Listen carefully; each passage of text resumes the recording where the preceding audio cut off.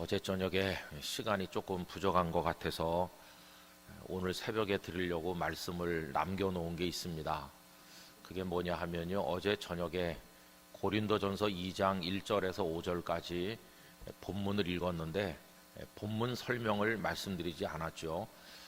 어제 저녁엔 오시고 오늘 안 오신 분은 약간 아쉽지만 나중에 영상으로 다 보시면 되겠습니다. 어제 읽었던 그 본문 말씀은 사도 바울이 고린도 교회에서 사역을 하실 때 어떤 마음으로 하셨는가를 잘 보여주는 말씀입니다. 그 고린도에 오시기 직전에 사역을 했던 곳은 아테네, 성경엔 아덴이라고 되어 있는 곳입니다.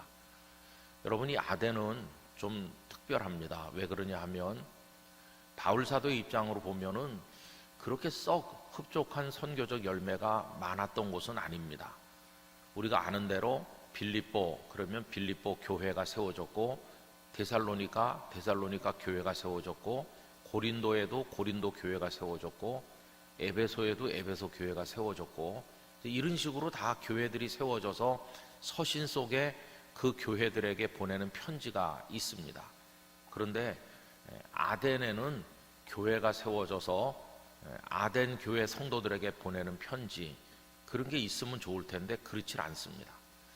그래서 많은 학자들이 왜 아덴에서는 그렇게 흡족할 만한 성과가 없었나, 그리고 쭉 읽어보면 바울의 마음이 좀 불편했던 것을 느낄 수가 있습니다. 그 이유가 뭔가에 대해서 많은 분석을 하죠. 물론 아덴에서의 전도도 나름대로 의미가 없었던 건 아니겠지만은 우리가 사도행전을 통해서 보는 것은 조금 달랐다는 것을 알 수 있습니다. 일단 아테네에 가니까 거기는 철학과 학문의 도시 아닙니까? 우리가 아는 것처럼 많은 철학자들이 그곳에서 활동했죠. 그저 우리 상식적으로만 얘기해도 뭐 소크라테스라든지 플라톤 같은 사람이 바로 아테네에 있었고, 일찍부터 그 오늘날 그리스 지역이라고 하는 아가야와 그 마게도니아 지역의 맹주로서 페르시아와 맞서서 싸웠던 그런 나라가 아테네이기도 하고, 근대 올림픽의 출발지가 바로 아테네이기도 하고, 지금도 성화를 점화하는 곳은 그쪽 아닙니까? 이런 식으로 아테네는 특별했어요. 가서 보니까 온갖 우상의 신전들이 많은데, 심지어는 알지 못하는 신에게라고 해서 봉헌된 신전이 있을 정도로 굉장한 우상의 도시이기도 했습니다. 거기서 많은 철학자들을 만났죠. 그 사도행전에 보면은 스토아 철학자, 그 다음에 에피큐로스 철학자들을 만나서 그 아레오바고 광장에서 그들과 열띤 철학적 변론을 했던 것을 볼 수 있습니다. 그런데 다른 곳에서는 바울이 복음을 전할 때 뭐 여러 가지 사설을 붙이지 않았어요. 그냥 예수 그리스도, 예수님께서 어떻게 십자가에 죽으시고 어떻게 부활하셔서 죄인들을 용서하시고 생명으로 인도하시는지 그 캐리그마적 복음의 엑기스를 설교했어요. 여러분, 그 성령 충만한 오순절 역사 이후에 사도행전 2장에 오순절에 모인 디아스포라 유대인들 앞에서 설교할 때도 핵심은 십자가와 부활이었습니다. 그리고 그 예수님을 믿으면 구원받는다는 그 외침이었죠. 사도행전 3장에 와도 날 때부터 걸어보지 못한 성전 미문의 안진뱅이 장애인을 하나님의 능력으로 일으킨 다음에도 모여든 군중 앞에 했던 설교가 십자가와 부활이었어요. 이 예수를 너희가 십자가에 못 박아 죽였다. 그러나 지금이라도 회개하고 그분을 믿으면 너희들의 죄를 깨끗하게 해주신다. 이게 그 복음의 핵심이었어요. 다른 지역에 가서도 계속 그 십자가와 부활에 피 묻은 복음을 전했는데 아테네에서는 그렇게 하지 않았습니다. 뜻밖에도 바울은 철학적 입장에서 변론을 해나갔습니다. 자연신학이라고 하는 걸 전개했어요. 창조의 세계를 얘기하면서 그 창조 세계 배후에 하나님이 계시다는 식으로 논리를 전개했는데, 여러분, 십자가와 부활을 얘기하지 않았어요. 근데 어떤 사람들이 그 바울의 전개하는 이야기를 듣고 믿은 사람도 몇 사람 있었지만 다른 지역처럼 복음의 능력이 크게 나타나지는 않았던 것으로 여겨집니다. 그래서 그런지 바울의 마음이 대단히 좀 불편하고 어려운 상태로 이제 고린도에 도착하셨어요. 이 고린도는 바울을 압도하기에 충분했습니다. 여러분, 인구가 무려 50만 명 됐어요. 그러니까 요즘에 50만 명은 뭐 도시로 치지도 않습니다만은 그 당시 로마 제국 전체, 그 지중해 세계 전체 인구가 5천만 정도였어요. 지금 우리나라 대한민국 인구 정도가 당시 로마 제국 전체 인구입니다. 그러면 50만 같으면은 100분의 1 아닙니까? 지금 전 세계 인류가 80억이 넘는데 80억의 100분의 1이면 8천만 명 사는 도시인 셈이에요. 어마어마한 규모의 도시죠. 그러니까 세계 최대 도시라고 해도 과언이 아닙니다. 그런 도시 고린도에 도착을 했어요. 그리고 거기는 아주 중요한 항구였기 때문에 마치 저 서남아시아의 싱가포르처럼 각 나라의 물류가 집중되고 다양한 사람들이 와서 머무는 곳이었어요. 그래서 어떤 설명에 보면은 고린도는 당시 인종 전시장과 같았다. 뭐 아프리카 사람, 아시아 사람, 각 나라 사람들이 거기 다 모여 있었다는 겁니다.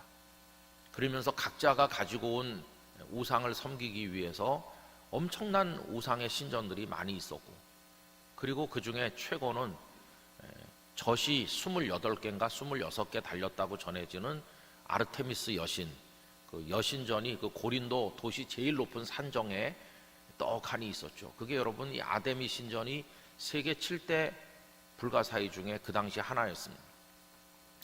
그리고 그 신전에는 소위 성창이라고 해서 거룩한 매춘부라고 불리는 여성들이 1000여 명이나 있어가지고 이 사람들이 거기서 찾아오는 이들과 음란한 행위를 하면서 신전에서 제사를 드리고 육체적 쾌락을 즐기는 아주 타락한 곳이 고린도였어요. 그리고 고린도에 바울이 아는 사람은 그 50만 명 중에 한 명도 없었습니다. 바울 홀로 50만 명 앞에 선 거예요. 그 타락하고 죄악된 도시 앞에 홀로 서 있었어요. 나중에 사람들이 오죠. 디모데도 오고 실라도 뒤늦게 와서 합류했습니다. 그리고 거기서 그 아굴라 브리스길라 부부를 만나서 같이 천막을 만들면서 동역자가 되기는 했지만 처음에는 바울 혼자였어요. 얼마나 마음이 불편했겠습니까? 그러면서 왜 그 직전에 선교지였던 아덴에서는 생각한 만큼 열매가 없었는가를 많이 고심했던 것 같아요. 내가 뭔가 잘못된 거 아닌가? 왜 거기서는 그랬을까? 이제 고린도에서는 어떤 마음으로 내가 임해야 될까? 할 때 그가 결심한 것이 어제 저녁에 읽었던 그 본문에 나와 있습니다. 그는 거기서 이렇게 말합니다. 내가 이제는 말과 사람의 지혜로 하지 않기로 했다. 여러분, 사람의 지혜, 철학이 무엇입니까? 필로소피는 철학이라고 하는 이렇게 번역이 되고 있는데 그 단어를 뜯어서 보면 소피아, 지혜를 필레오, 사랑하는 거죠. 그러니까 철학은 지혜를 사랑하는 겁니다. 근데 그 지혜가 하나님께로부터 위에서 내려오는 지혜가 아니고 인간의 이성에서 흘러나오는 지혜죠. 그런 지혜를 가지고 인생사를 논했던 것이 철학자들인데 바울 사도도 학문이 많기 때문에 그 스토아와 에피큐로스 철학자들을 만나가지고 철학적 논증을 했던 것이죠. 여러분, 복음은 철학 이상의 것입니다. 복음은 인간의 이성에서 나온 게 아니라 하나님의 전능하심과 사랑으로부터 나오는 것입니다. 철학은 땅의 것이고 복음은 하늘의 것입니다. 철학은 생명이 없지만 복음은 영원한 생명을 주는 것입니다. 전혀 잇대어 있질 않아요. 차원이 뚝 떨어진 것입니다. 철학을 발전시키면 신학이 되는가? 그렇지 않아요. 가끔 중세 당시에 어떤 사람들은 철학이 극대화되면 신학으로 발전한다고 생각했지만 여러분, 철학과 신학은 그 가운데 연결고리가 없어요. 철학은 인간의 이성을 하나님처럼 생각하는 사람들이 땅에서 하는 작업이고, 신학은 자신의 죄인됨과 멸망할 존재임을 고백하고 위로부터 오는 하나님의 은혜를 앙망하는 사람들에게 내려주시는 하나님의 놀라운 구원에 근거한 것이, 이 사이에 연결성이 없고 완전한 단절이 있는 거죠. 하늘과 땅만큼 차이가 있는 것이고 이 사이에는 깊은 심연이 있어서 갈 수도 올 수도 없는 그런 절대적인 단절이 있는 것입니다. 그래서 그는 결심했습니다. 내가 말의 지혜, 사람의 말의 지혜로 하지 않겠다. 여러분, 고대 그 로마에서 최고로 모든 게 집약된 학문은 수사학이었습니다. 그 유명한 아우구스티누스도 수사학자거든요. 수사학은 법학, 철학 등등 논리학 여러 가지가 다 결집돼 가지고 사람들 앞에서 자신의 생각을 변증하고 사람들을 설득할 수 있는 최고의 기술, 학문이 이게 수사학이었어요. 그러니까 수사학이 말의 지혜죠. 어떻게 내가 말을 잘해서 사람들의 마음을 움직일까? 이게 수사학적 목적 아니겠습니까? 바울은 그 철학자들과 만났을 때 그런 식으로 했습니다. 아데네에서. 근데 내가 이제는 그거 여기선 하지 않겠다. 말재주나 사람의 지혜 따위로 하지 않겠다. 무슨 논리학, 철학, 무슨 수사학 이런 거 다 내려놓겠다. 그리고 그 다음에 보면 이렇게 말합니다. 오직 예수 그리스도와 그리고 그 예수님이 십자가에 못 박히신 것 외에는 알지 않기로 결심했다. 그러니까 고린도에서는 오직 예수님만 이야기하기로. 어떤 저명한 설교학자가 이렇게 말했습니다. 강단에서 말한다고 다 설교인 것은 아니다.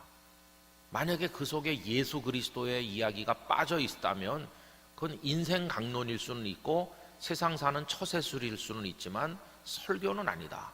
모든 설교에는 예수 그리스도가 계셔야 한다. 이렇게 말했거든요. 여러분, 아닌 게 아니라 오늘날 교회 강단에서 그냥 어떤 세상 살아가는 인생 철학 같은 게 설교라는 이름으로 선포되는 경우도 많다고 생각합니다. 여러분, 성공하는 사람들의 무슨 비결 등등 해가는 자기 개발 문제라든지 어떻게 경제 생활을 할 것이며 뭐 아이들 키울 것인지 이런 얘기 하다 보면 까딱하면 예수님이 없는 이야기가 될 가능성이 많은 거죠. 여러분, 일주일에 한두 번 교회 오는 성도들에게 예수님을 이야기하지 않고 세상 이야기를 하고 끝낸다면 이건 너무도 안타까운 것이죠.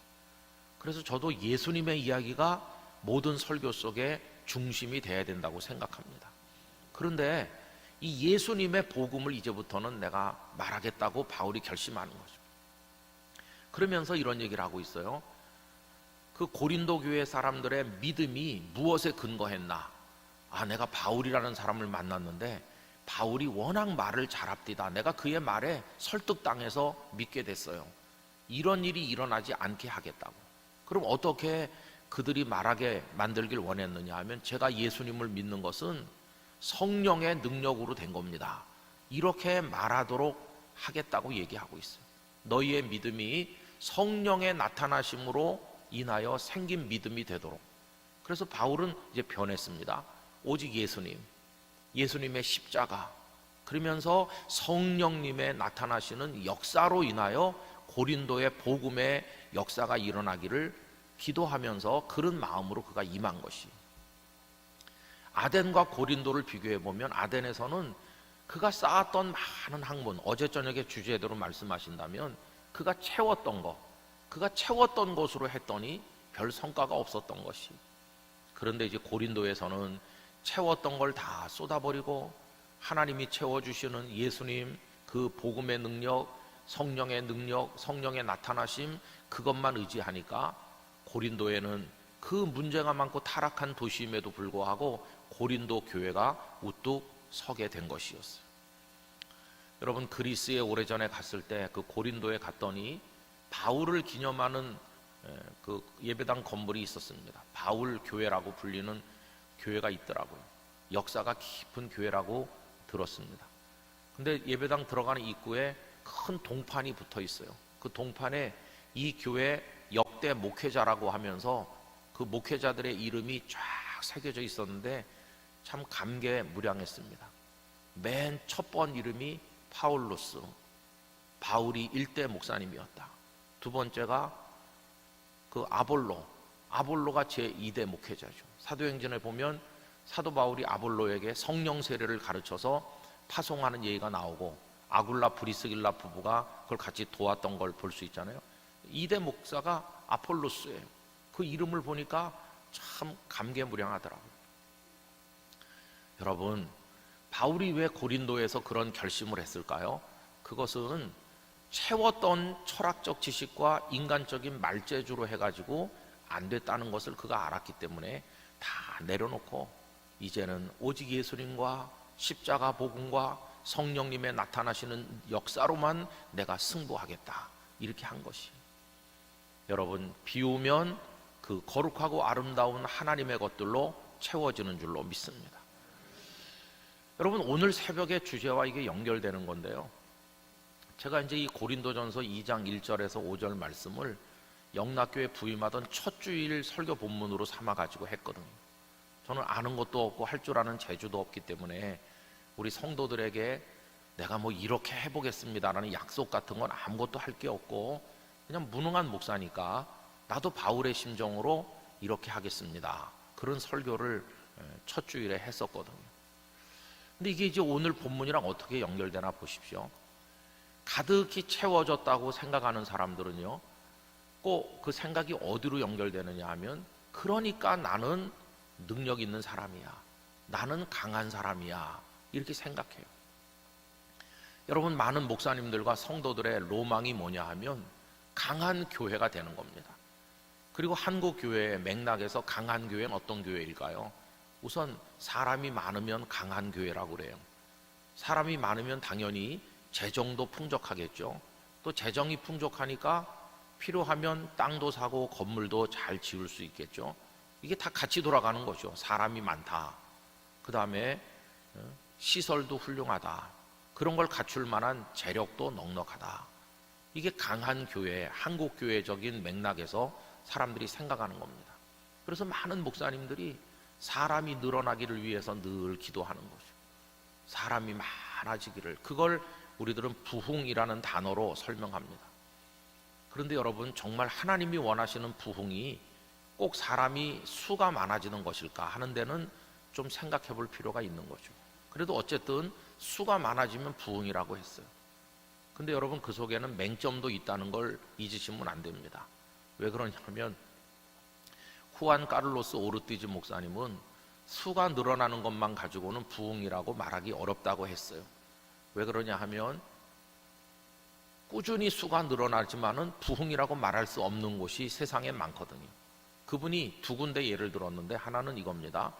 불경기에도 조금도 영향받지 않고, 아무리 어려운 전쟁 때도 영향받지 않고, 오히려 어려울수록 더 많이 수가 늘어나서 부흥하는 곳이 있다. 거기가 어디냐 하면 공동묘지입니다. 공동묘지는 여러분, 불경기에도 날마다 새 가족이 등록합니다. 그리고 전쟁 때는 더 많이 등록합니다. 계속 늘어나는 곳이 공동묘지죠. 근데 공동묘지에 시신이 늘어나는 걸 두고 누가 부흥이라고 말하느냐? 아무리 수가 많이 늘어나도 아무 움직임도 없고 적막감이 감돌고 절망의 장소가 공동묘지야. 그런 건 부흥이 아니라는 거예요.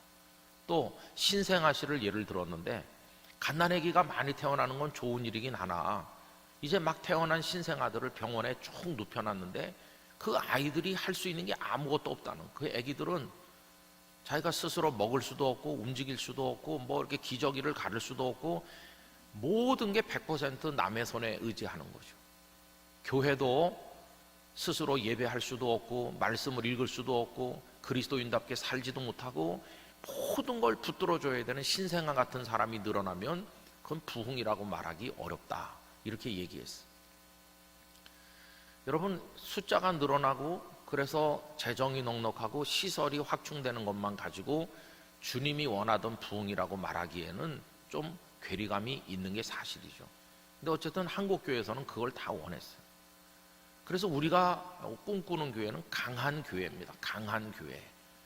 교회 차원에서만 그런 게 아니고 개인 차원에서도 그래요. 강한 성도, 강한 성도는 건강하고 우선 육체적으로, 그 다음에 정신적으로도 총명하고, 그리고 거기다가 영적인 체험과 은혜도 좀 있고, 그래서 영과 육과 혼이 전부 다 강건한 거, 강한 성도죠. 거기다가 플러스 경제생활도 윤택했으면 좋겠고, 자녀들도 잘 됐으면 좋겠고, 내 이름 석자 가지고 세상에서 행세하는데 꿀림이 없이 누구 앞에서나 명함 한 장 내밀 수 있는 그런 정도의 사람이 되면 그래도 내가 괜찮은 사람이야, 그걸 위해서 하나님 앞에 많은 기도를 했던 거죠. 근데 여러분, 많이 채워져서 나는 강해, 이렇게 되면 그게 꼭 하나님의 축복이겠나, 이런 생각을 해보는 것이죠. 지나간 2000년 교회 역사를 보면요, 확연하게 드러나는 현상이 있습니다. 그게 뭐냐 하면은, 강하다고 생각했던 교회들은 모두 다 부패했다는 것입니다. 참 그게 이율배반적인 어려운 숙제죠. 강해지는 순간, 또 강하다고 본인이 느끼든지 남들이 그렇게 말하는 순간 거의 99.9%는 부패했다는 것입니다. 우리 교회 역사 전체를 통해서 부패된 어둠의 교회를 얘기할 때 누구나 말하는 것은 종교개혁 이전의 중세 교회죠. 여러분, 중세 교회는 교황이 하나님의 자리에 앉아 있고 그 밑에 추기경, 대주교, 주교로 쭉 내려오는 이 어떤 계급적 구조 속에서 천하를 손에 쥐고 있었던 게 중세 교회입니다. 당시 교회의 힘이 얼마나 막강한지 교황의 허락을 받지 않고는 왕과 황제들이 결혼도 자유롭게 할 수 없었어요. 교황청에다가 내가 어느 나라 공주랑 결혼하려고 하는데 허락해 주십시오. 그러면 교황이 축복해 줘야 결혼이 이루어졌어요. 교황이 허락하지 않는 결혼을 하면 그건 불륜으로 인정됐어요. 그 정도로 교황이 힘이 셌습니다. 심지어는 황제가 황제 될 때 교황이 그 머리 위에 손을 얹어야 황제로 인정되는 거고, 교황이 그 사람을 파문하면 아무리 황제일지라도 백성들에 의해서 밀려나는 거예요. 그래서 여러분, 독일 황제가 교황에게 파문당한 이후에 용서를 빌기 위해서 눈밭에 3일을 엎드려 있었던 거 여러분 아시죠? 그걸 카노사의 굴욕이라고 하는데 그 정도로 교황이 막강했어요. 근데 중세 때 최대 신학자인 토마스 아퀴나스라는 사람이 있죠. 이 사람이 어느 날 교황청을 방문했습니다. 그랬더니 교황이 저명한 신학자, 뛰어난 사제가 왔기 때문에 영접했어요. 교황청 마당에 많은 짐을 실은 우마차들이 분주하게 왔다 갔다 하고 있었습니다. 교황이 흡족한 모습으로 이렇게 말했죠. 자, 보시오. 우리의 존경하는 선배이신 베드로께서는 가진 게 아무것도 없어서, 그래서 성전 미문의 안진뱅이 장애인에게 말하기를 나는 은과 금이 없어, 이렇게 말하지 않았습니까? 근데 우리는 지금 하나님의 복을 받아서 이렇게 값진 물건을 실은 우마차들이 많이 오갈 수 있을 만큼 우리는 풍족해졌고 모자란 게 없다고, 이렇게 자신들의 강함과 부유함을 자랑했어요. 그랬더니 그 토마스 아퀴나스가 그 말을 듣다가 이렇게 얘기했다고 합니다. 한 가지 묻고 싶습니다. 그때 베드로는 은과 금을 가지지는 못하였으나 안진뱅이 장애인을 일으키는 예수님의 이름의 능력이 있었는데, 지금 우리들의 교회는 예수님의 이름의 능력은 어디 있습니까? 이렇게 물었다는 것이, 여러분, 굉장히 번창하는 것 같지만 능력이 없잖아요. 예수 그리스도의 이름이 역사하지 않잖아요. 어떤 게 정말 제대로 된 교회일까요? 그래서 우리가 생각하는 이 강함이라고 하는 거, 그게 정말 무서운 우상일 때도 있다는 걸 깨닫지 않으면 안 되는 것이죠. 저는 사도행전 말씀을 읽다가 큰 충격을 받았습니다. 왜 그러냐 하면 사도행전을 읽을 때 우리가 좋아하는 것만 읽는다 하는 생각을 했기 때문이에요. 우리는 자주 말합니다. 초대교회로 돌아갑시다. 그럼 초대교회가 1세기, 2세기, 3세기 로마 시대 때 교회를 말하는 건데, 진정한 의미의 초대교회는 사도행전에 나오는 예루살렘 교회부터 말하는 거죠. 초대교회 그 원형, 그게 예루살렘 교회 아닙니까? 근데 그 예루살렘 교회 이야기가 사도행전 1장부터 나오는 거죠. 여러분, 우리가 1장부터 2장, 3장까지는 굉장히 우리가 좋아하는 거예요. 4장부터의 사도행전은 별로 한국교회가 좋아하지 않아요. 한번 보세요. 1장에는 예수님 승천하신 얘기가 나와요.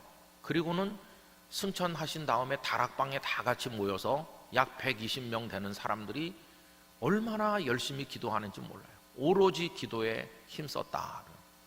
이게 한국교회의 특징 중에 하나입니다. 요즘엔 그게 잘 안 되고 있지만은 전에는 열심히 모였어요. 열심히 모여서 철야 기도에 많이 했습니다. 저도 전도사 부목사 시절에 밤 10시에 모여가지고 그 다음날 새벽 5시까지 7시간을 기도회를 하는 거죠. 물론 중간에 한 번 정도 쉬면서 차도 마시고 화장실도 갔다 오지만은 밤새 찬송가 부르고 밤새 기도하고 밤새 설교하는 거예요. 그거를 뭐 이렇게 바꿔가면서 하는 것도 아니고 저 혼자서 7시간을 하는 날도 있었습니다. 꼴딱 세면서 그렇게 하고 한 30분 쉬었다가 5시 반 되면 새벽 기도회를 또 하는 거예요. 이분들 가지 않고 새벽 기도회까지 다 끝나면 집에 가곤 했어요. 그래서 금요 철야 기도회 그게 있었어요. 참 어렵고 고단한 시간이었지만 그래도 우리가 하나님께 가까이 나가는 특별한 시간이었죠. 근데 언제부턴지 철야 기도가 없어졌습니다. 철야 기도 다 없어져서 저는 요즘에 철야 기도 하는 교회는 한 군데서도 보지 못했어요. 그냥 개인적으로 하시는 분들은 있겠죠. 저희 교회만 해도 그냥 금요 기도회 그래서 8시부터 시작을 해가지고 한 10시까지 하고 있습니다. 근데 그나마도 금요 기도회를 안 하는 교회들이 많습니다. 그리고 제가 지난번에 대구 포항 쪽에 가서 들은 참 놀라운 소식은 주일 오전 예배만 드리고 주일 저녁 예배, 찬양 예배 안 하는 교회가 굉장히 많다는 걸 알게 됐어요. 그리고 서울 한복판에 있는 저희 교회가 속한 같은 노회 안에 역사적으로 유서가 깊은 교회인데 그 교회도 헌신 예배가 있는 날만 오후 찬양 예배를 드리고 그렇지 않는 날은 예배가 아예 없다고 하는 얘기를 얼마 전에 들었어요. 이렇게 점점 모이지 아니하고 예배하지 아니하고 기도하지 아니하고 이렇게 돼가고 있는 것이죠. 그런데 그 사도행전 1장은 다 모여가지고 부르짖어 기도하는 거예요. 그게 한국교회가 부흥될 때 첫 번째 특징이죠. 열심히 모인다. 그리고 뜨겁게 기도한다. 다 그 말씀을 좋아했어요. 우리도 모여서 기도하자. 2장에 넘어가면 정말 한국교회가 좋아했던 얘기가 나오죠. 오순절이 되었을 때 하나님의 성령께서 강력하게 거기 모인 사람들에게 임했는데 방언의 은사도 나타났고 여러 가지 은사와 함께 불처럼 바람처럼 성령님께서 한 번도 경험해보지 못한 놀라운 모습으로 임하셨습니다. 얼마나 그걸 우리 한국교회가 원했습니까? 지나간 몇십 년 동안 성령 충만이라는 이름으로 모두가 모여서 기도할 때마다 우리도 그렇게 되기를 갈망했어요. 그 다음 얘기는 뭐냐 하면 목사님들이 정말 원하는 건데 베드로 사도가 그 모여든 수많은 오순절 순례자들 디아스포라와 그 지역 유대인들이 모인 곳에서 한 번 설교를 했는데 그날 3,000명이 예수님을 믿기로 하고 세례를 받았어요. 여러분 설교 한 번에서 3명만 믿어도 굉장한 겁니다. 그런데 3,000명이 믿는다. 이거 뭐 상상을 못할 얘기잖아요. 그래서 목사님들이 1장을 좋아하고 2장 좋아합니다. 거기다가 3장은 정말 또 기가 막힌 거죠. 한 번도 걸어본 적이 없는 40년 동안 단 한 번도 일어서 본 적도 없는 그 안진뱅이 장애인을 나사렛 예수 그리스도의 이름으로 명하노니 일어나 걸으라. 벌떡 일어나서 걸었잖아요. 걷기도 하고 뛰기도 하며 하나님을 찬미하였다. 얼마나 놀라운 얘기입니까?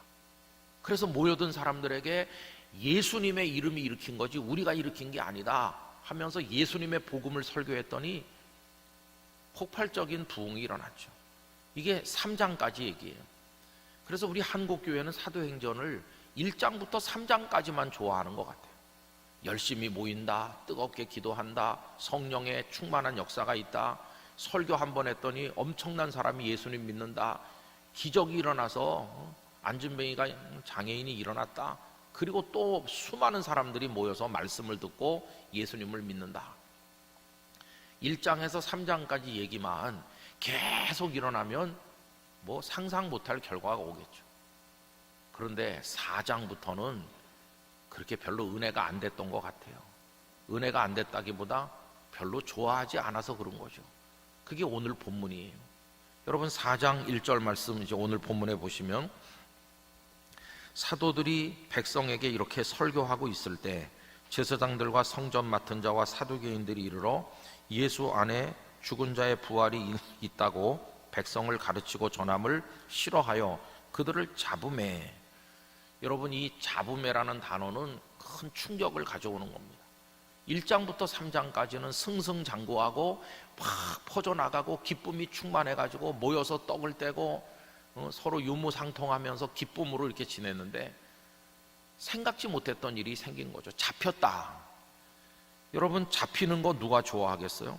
그래서 3절 끝에 보면 가두었다. 원하지 않는 일이 벌어졌어요. 원하지 않는 일이. 여러분, 이게 전부 다가 아닙니다. 조금 내려가셔서 어딜 보시느냐 하면은 8장으로 와보실까요? 8장 1절 말씀에 사울은 그가 죽임당함을 마땅히 여기더라. 아직 사울이 바울 되기 전인데 여기 죽임당한 그가 누구를 말합니까? 7장에 나오는 스데반 집사님이죠. 4장에서는 잡혀서 갇혔다는 얘기만 나왔는데 여기 8장에서는 죽는 일도 일어났어요. 죽기도 한다. 그 다음에 계속 읽어보겠습니다. 그날에 예루살렘에 있는 교회에 큰 박해가 있어. 보통 박해가 아니라 큰 박해.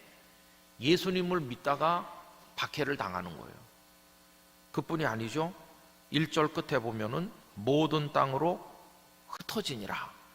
우리가 그동안에 꿈꾸던 교회는 주일날만 되면 막 모여오는 교회였어요. 지난 주일보다 오늘 더 많이 오셨어요. 다음 주에도 또 많은 사람이 등록하기로 저랑 약속했어요. 이렇게 모여드는 교회에 우리는 취해 있었어요. 막 모여든다. 그런데 여기 흩어지는 모습을 보여주는 거예요. 뿔뿔이 흩어지죠. 2절 끝에 크게 울더라. 예수님을 믿으면 기쁨이 충만해서 할렐루야 찬양만 할 줄 알았더니 통곡을 하고 울어야 되는 거예요. 슬픔이 다가왔어요. 그 다음에 3절 사울이 교회를 잔멸할세. 막 지독한 핍박자들이 등장해갖고 일일이 다 잡아다 가두고 그렇게 하는 거예요. 여러분 어떻습니까? 우리가 초대교회로 돌아가야 된다고 수도 없이 말하는데 이런 초대교회로 돌아가고 싶으세요? 잡히는 초대교회, 감옥에 갇히는 초대교회, 죽임당하는 초대교회, 박해를 받는 초대교회, 뿔뿔이 다 흩어지고 통곡하고 울어야 되는 그게 초대교회라면 초대교회로 돌아가기를 그래도 원하시겠는가? 이런 질문을 해보는 것입니다. 그게 초대교회라면 아마 한 명도 돌아가고 싶지 않을 거예요. 차라리 지금이 더 나아. 이렇게 말하고 싶은 게 우리 본심이겠죠. 그러니까 여러분 초대교회로 돌아갑시다 라고 말할 때 잘 말해야 됩니다. 그러면 그 뒤에 얻어맞고 감옥에 갇히고 이렇게 끌려다니고 죽임당하고 울고 흩어지는 이런 교회가 초대교회가 아닙니까? 그것까지 포함해서 교회입니다. 그 1장, 2장, 3장만 초대교회인 게 아니고 그 뒤에 있는 그 고통과 어려움과 시련 그것까지 다 포함해서 초대교회인 거예요. 우리가 초대교회로 돌아가자고 말할 때는 1장, 2장, 3장만 좋아해서는 안 되고 그 뒤에 나오는 그런 교회 모습도 우리가 흠모하고 그것도 주님의 교회라는 걸 알아야 되는 거죠. 저는 이번에 코로나를 한 3년 겪으면서 이 흩어진이라는 단어에 많은 걸 깨달았어요. 전에는 주일날 성도들이 많이 오셨는데 코로나가 오니까 예배당 문을 닫았고 그리고는 다 흩어져 계시잖아요. 사방에 흩어져서. 저희 교회는 성도들이 출입을 못할 때도 예배위원들만 나와서 1부부터 5부까지 예배를 본당에서 정상적으로 드렸어요. 저는 하루 5번을 똑같이 설교했습니다. 기도하는 분도 바꿔가면서 기도를 하고 솔리스트가 찬양하는데 그 찬양대 속한 솔리스트가 계속 바꿔가면서 어떤 분이 저에게 목사님 일부 예배를 녹화해갖고 그냥 올려두면 사람들이 자유롭게 보면 되지 않느냐 이렇게 말씀하는 분도 있었는데 제 마음에 비록 예배당에 못 가도 지금 현장에서는 예배가 진행되고 있다는 걸 성도들이 아는 게 전혀 다를 것 같았어요. 늘 2부 예배 오는 분은 그 2부 때 교회 홈페이지에 들어오면 예배가 진행되고 있으니까 또 3부에 오는 분은 그 시간에 맞춰서 접속을 하면 되는 거고요. 그런 식으로 했었어요. 그러면서 흩어져 있다는 이 단어가 마음에 너무 강하게 다가오더라고요. 여러분 흩어지면 그 다음부터는 교회가 아닙니까? 제가 하나님께 큰 위로와 은혜를 받은 것은 흩어지는 것도 교회다. 흩어지는 것도 교회예요. 여러분 지금 코로나로 인해서 걱정이 많지만 흩어져 있는 오늘의 이 모습도 하나님이 특별하게 준비한 교회 모습이기를 저는 믿고 있습니다. 하나님의 어떤 뜻이 있을 거라고 생각하는 거죠. 여러분, 오늘 말씀을 강함에서 약함으로 이렇게 했는데 이제 4장으로 다시 돌아와서 봅시다. 이렇게 사도들이 지금 붙잡혀 가가지고 감옥에 갇혔잖아요. 그러면은 여기 두 종류의 사람이 나오죠. 갇힌 사람과 가두는 사람으로 나오죠. 누가 가두는 사람입니까? 그 1절에 있는 것처럼 제사장, 성전 맡은 자, 사두개인, 이 사람들은 강한 사람이죠. 여러분, 예루살렘을 이들이 장악하고 있어요. 그들에게는 권력도 있고 부도 있고 막강한 군사력도 있어서 힘이 있는 강자들이죠. 반면에 붙들려가는 예수님의 제자들은 아무 배경이 없어요. 이들은 고향도 저 갈릴리지 이 예루살렘이 아니고 예루살렘에 아무것도 없어요. 재산도 없고, 이 사람들은 권력도 없고, 이 사람들은 동원할 군대도 없고, 이 잡아가는 사람들은 아주 강한 사람들이고 잡혀가는 제자들은 너무나도 약한 사람이에요. 세상에서는 강자와 약자가 충돌하면 계란으로 바위치기식으로 당연히 계란이 박살이 나면서 흰자 노른자가 범벅이 될 겁니다. 세상은 그런 곳이에요. 100이면 100 강자가 압도적인 승리를 거두는 게 세상이죠. 제가 가끔씩 그 손흥민 선수가 뛰는 그 프리미어 리그 축구 그 결과를 뉴스를 볼 때가 있습니다. 오늘은 누가 이겼나. 근데 여러분, 진짜 재미가 없어요. 저 강등권 위기에 있는 팀이 그 맨체스터 유나이티드라든지 아주 강팀들을 좀 이기기도 해야 볼맛이 나는 건데 그렇질 않아요. 거의 대부분은 세계적 스타를 보유한 강팀들이 이 못하는 팀을 압도하는 거예요. 어쩌다가 이 못하는 팀이 선취골을 넣는 경우가 있어요. 그럼 약자가 강자를 이기는, 다윗이 골리앗을 이기는 뭔가 일어나나 그러면서 보면은 후반전 들어서 한 5골 먹고 무너지는 거예요. 그럼 재미가 없어요. 진짜 재미가 없는 거죠. 여러분, 세상이 강한 자가 언제나 약자를 이긴다 그러면 살맛이 날까요? 가끔은 약자가 강자를 이기기도 해야 살맛이 나는 거 아니겠어요? 세상에 강자는 소수고 대부분이 다 약자인데, 여러분, 다윗이 골리앗을 이긴 게 왜 매력적입니까? 약자가 강자를 이겼기 때문에 그래요.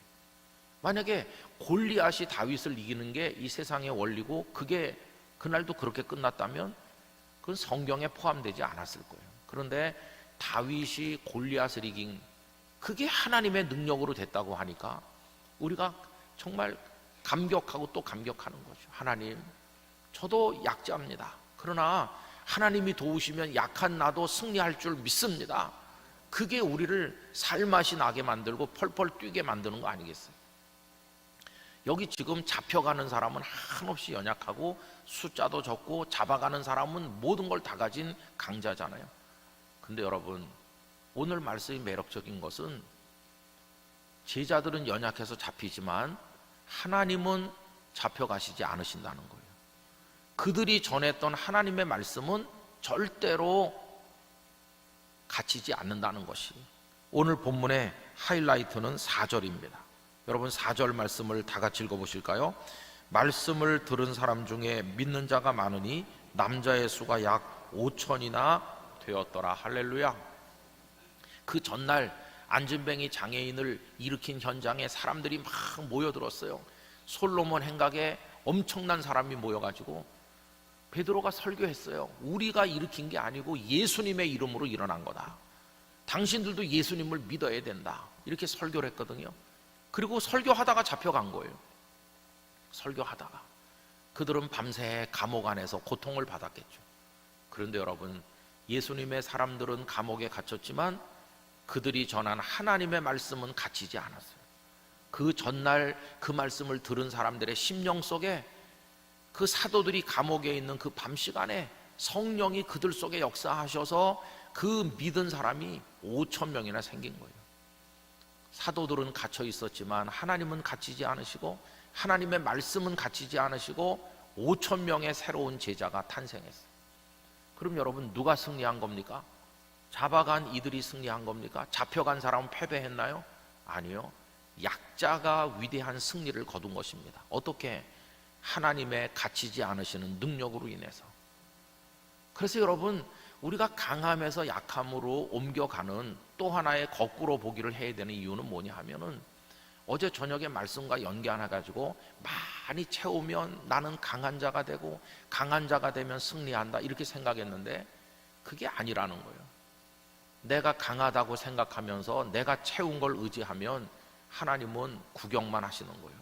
그래, 네가 그렇게 가진 게 맞냐? 네가 그렇게 강하냐? 그러면 네가 잘해봐. 그리고 하나님은 구경하시는 거예요.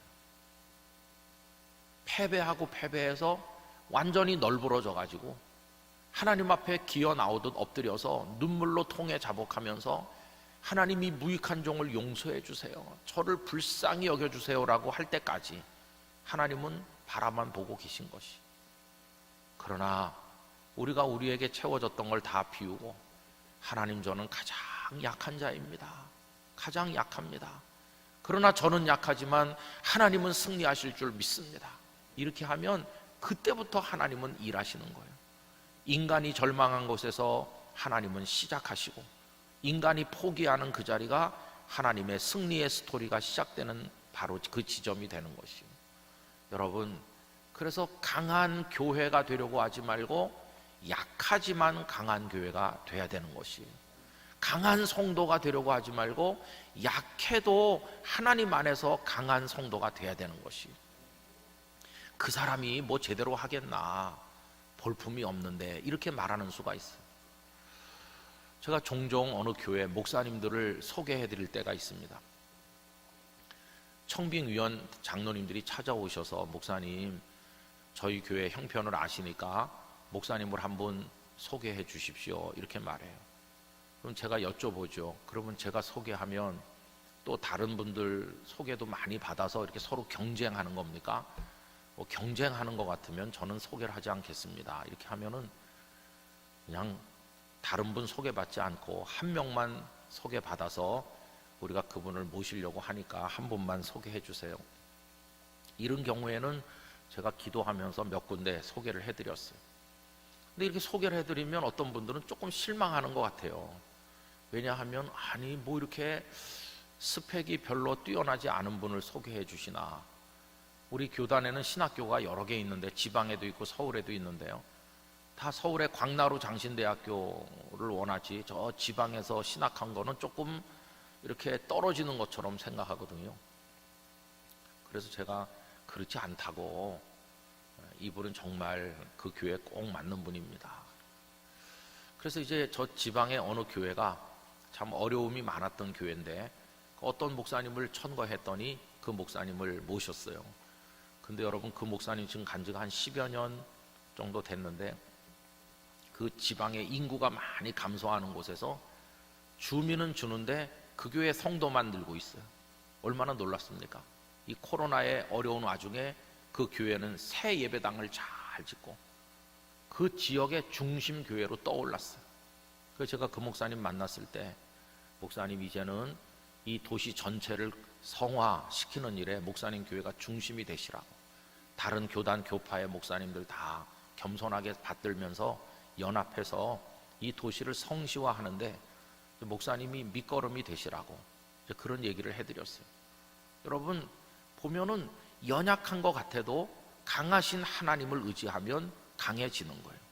그래서 여러분, 강하기 때문에 강한 교회, 사람도 많고 재정도 많고 시설도 많고 유명하기도 하고 그 강한 거죠.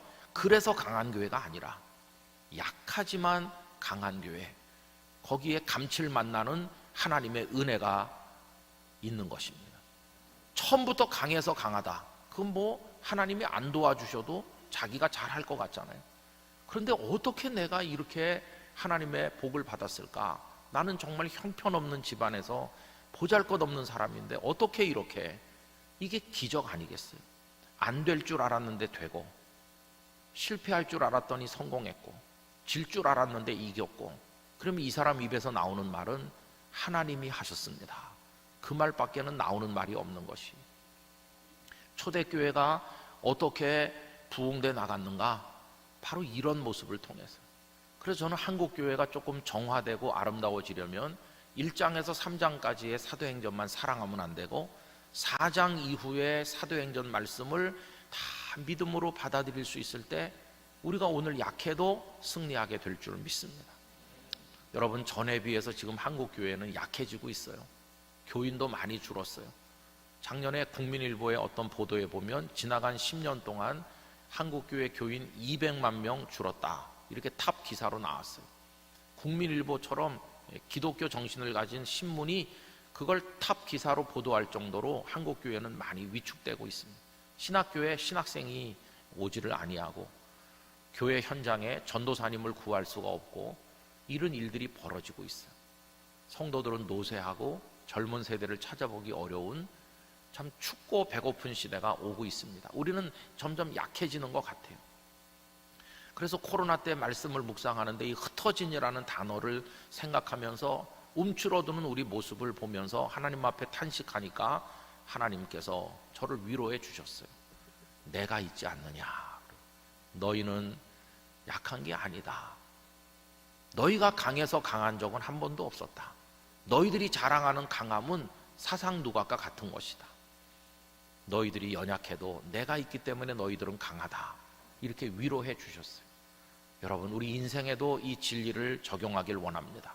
우리 가정도 연약하고 나도 그렇고 볼품이 없지만 하나님이 승리하시니까 우리는 승리할 줄로 믿습니다. 여러분, 강한 자가 승리하는 건 기적이라고 안 합니다. 골리앗이 다윗을 이기는 거는 기적이라고 안 해요. 그러나 다윗이 골리앗을 이기는 건 짜릿한 기적인 것이, 그 은혜, 그 하나님의 놀라운 능력, 그걸 우리들의 삶에서 체험하기를 간절히 원하는 것입니다. 이제 이야기 하나만 하고 마무리하려고 하는데요. 여러분, 약함 속에서 하나님의 능력을 체험하는 얘기는 무수하게 많은데 요한 크리스토프스 그 블룸하르트라는 목사님 얘기를 해보겠습니다. 이분은 19세기 초에 나셔서 튜빙겐 대학을 졸업을 하시고 이제 33살 나이에 메트링겐이라고 하는 시골 동네로 목회를 떠났어요. 거기서 목회를 하는데 참 골치 아픈 일이 생겼는데 고트리빈 디투스라고 하는 26살 된 처녀를 만났는데 부모가 없이 그 자매들만 살고 있는 그런 불쌍한 가정이었어요. 근데 고트리빈 디투스가 헛것이 보이기 시작했어요. 몇 해 전에 그 마을에 죽은 그 여자가 아기를 안고 막 자기한테 찾아온다는 둥 헛것이 보이기 시작한 거죠. 그러더니 점점 증세가 심해져 가지고 도저히 주체하기 어려울 정도로 이제 발악을 하게 됐어요. 고트리빈 디투스의 그 이상한 현상에 대한 보고서를 보면은 깜짝 놀랄 얘기가 많습니다. 사람으로 상상하기 어려운 그런 일들이 벌어지면서 모두가 다 공포에 얼어붙는 거죠. 그래서 이제 교회로 그 처녀를 연결시켜서 데려왔는데 아무리 기도를 하고 해도 꿈쩍도 안 하는 거예요. 오히려 더 찬송을 부르고 기도를 할수록 더 강력하게 달려들고 발악을 하는데 뭐 어떻게 해볼 수가 없는 거예요. 젊은 목사님이 큰 고통을 받게 됐어요. 그래서 1842년 그때쯤 됐을 때는 극에 달했는데 이게 치료가 되기는커녕 같이 있던 카타리나라고 하는 또 다른 자매가 같은 귀신에 쓰이게 된 것이죠. 악령의 역사가 얼마나 강한지. 그래서 정말 깊이 고통받았습니다. 그렇게 한 2년 이상 시간이 지나면서 정말 탈진할 대로 탈진했어요. 성탄절이 지나고 12월 28일이 됐는데 그날 밤에도 이 귀신 들린 처녀들을 갖다 놓고 성도들이 모여서 기도를 하고 있는데 이 목사님도 완전히 탈진이 됐어요. 마지막에 목사님이 외친 게 한마디였어요. 예수께서 승리하시지 않았습니까? 예수님, 당신이 승리자가 아니십니까? 우리에게도 승리를 주십시오. 이렇게 외치는데 그날 엄청난 역사가 일어났어요. 여러분, 예수께서 승리하셨다. 예수님이 승리자이시다. 이렇게 외치는 순간 정말 주님이 승리하기 시작하셨어요. 이 두 처녀들이 최악의 발악을 했습니다. 얼마나 소리가 크고 사람의 목에서 나오는 소리라고는 상상이 안 될 기괴한 목소리고 막 고함을 지르는데 그 카타리나라고 하는 처녀가 예수가 승리하셨다고 외치기 시작한 거예요. 그 사탄의 고백이었어요. 사탄이 그 처녀들에게서 나가면서 나는 졌다. 예수 당신이 승리했다. 이렇게 외치고 나가는 소리였어요. 목사님이 예수님이 승리자라고 외쳤더니 사탄도 그걸 인정하면서 이 처녀들의 몸에서 빠져나갔어요. 아침 8시가 됐을 때 이 처녀들은 조용해졌어요. 그리고 완전해졌어요. 하나님의 성령이 그 여인들 속에 들어왔습니다. 그 다음부터 이 자매들은 이 목사님의 사역을 평생 동안 옆에서 수종 들면서 도왔어요. 이 메트링엔이 유명한 곳이 됐습니다. 그래서 유럽의 각색 병든 사람들과 귀신 들린 자들이 그쪽으로 다 몰려들게 됐어요. 그래서 거기가 성지처럼 되었고, 이 블루마르트 목사님은 대단한 성령의 역사를 이루게 되었어요. 믿음은 딱 하나였어요. 예수님은 승리자이시다. 우리는 약하나 예수님은 승리자이시다. 그 아들 목사님이 아버지의 뒤를 이어서 그 사역을 이루고, 이 아들은 사회 참여도 많이 해가지고 독일에 기독교 정당을 만들어서 많은 영향을 미치기도 해요. 아버지 블루마르트, 아들 블루마르트가 대단히 뛰어납니다. 칼 바르트라고 하는 20세기 최대 신학자가 있었는데, 그가 이렇게 말했어요. 내 평생에 두 사람에게서 영향을 받았는데 짱 깔뱅 칼빈 선생님과 블루마르트였다. 이렇게 얘기를 했을 정도로 블루마르트는 저수를 남긴 신학자는 아니지만은 엄청난 영적 역사를 이루었어요. 근데 그게 딱 하나였어요. 예수님이 승리하신다. 여러분, 예수님이 승리하신다는 말은 누가 고백하는 말일까요? 약자들의 고백입니다. 그 앞에 토를 붙인다면, 주님, 저는 연약하지만 당신은 승리자가 아니십니까? 약하지만 강한 성도가 되고 약하지만 강한 교회가 되는 것입니다. 그래서 그 블루마르트 목사님은 또 하나의 명제를 가지고 살게 됐는데, 기다리면서 서두른다, 그런 말을 늘 했어요. 왜 기다립니까? 왜 나서지 않습니까? 연약하니까 기다리는 거예요. 뭘요? 주님이 개입하시기를, 주님이 은혜 주시기를, 성령이 역사하시기를 가만히 기다리는 거예요. 절대로 나서지 않고, 연약한 자신이 나서지 않고 주께서 일어나서 역사하시기를 기다리지만 동시에 서두른다. 뭘 서두르나? 주님이 곧 역사하실 때를 대비해서 마음의 준비를 갖추고 있는 것이, 기다리면서 서두른다고 하는 앞뒤가 안 맞는 이 두 단어로 언제나 깨어서 주님이 임하실 걸 기다리는 그의 모습을 보여주었습니다. 여러분, 오늘날도 우리는 연약하지만 주님의 선한 능력이 우리를 덮으실 줄로 믿습니다. 그래서 강해짐으로써 뭔가 이루겠다는 인간적인 생각을 버리고, 비록 우리는 약해도 하나님이 강하심으로 우리가 승리할 줄 믿습니다. 여기 잡혀가는 사람들의 승리 아닙니까? 가두는 사람들의 패배, 갇힌 사람들의 승리. 5,000명이나 예수님의 제자가 늘어났다. 이런 아름답고 깜짝 놀랄 만한 하나님의 손길을 우리가 보게 되기를 원합니다. 요즘에 많이 부르는 찬양이 있죠. 그 찬양이 이겁니다. 그 선하님이 우리를 감싸시니, 그 선하님이 우리를 감싸시니. 요새 많이 부르죠. 이 찬양의 가사를 본 회포 목사님이 쓰신 건데 참 은혜가 돼요. 왜 그러냐 하면은 내가 만든, 내가 채운 나의 능력으로 승부하는 게 아니라, 나는 한없이 연약하지만 하나님의 선한 능력이, 하나님의 손길이 우리를 덮어서 승리하는 것이거든요.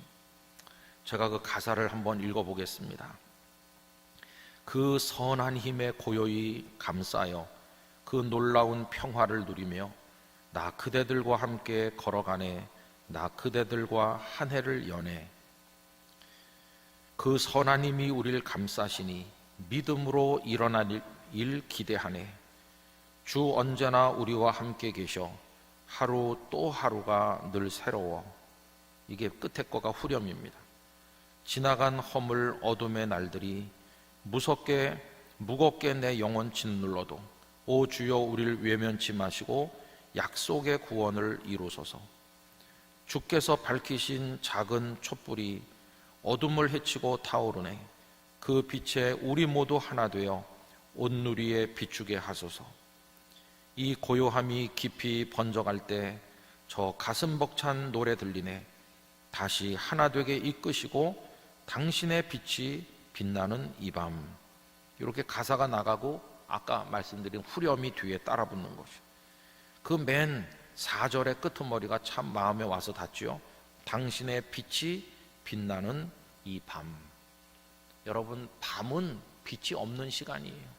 밤은 캄캄한 시간을 밤이라고 하잖아요. 그런데 캄캄한 밤인데 당신의 빛이 빛난다. 주님의 빛은 밤에도 빛나는 것이에요. 얼마나 역설적인 진리입니까?